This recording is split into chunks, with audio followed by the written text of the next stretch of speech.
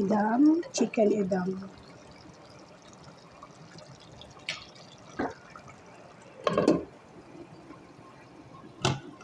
Ito naman gagawa tayo ng white soup. Pinakulan ko muna yung chicken breast. Para tapos na siya, palitan natin yung tubig. Ito naman, chicken kabsa. Para sa mga lalaki. So, syempre, hindi ako magpapahuli. Meron na akong luto mechado, ganyan. Pinapalambot ko lang yung, pero wings lang ginamit ko. Palambot ko muna yung manok. Ito, gusto kong magkanin ngayon, kaya nagluto ako ng brown rice. So, ito siya. Kasi magpapasubo tayo maya sa mahabang linisan. So, kailangan natin kumain. Yun lang. Salamat mga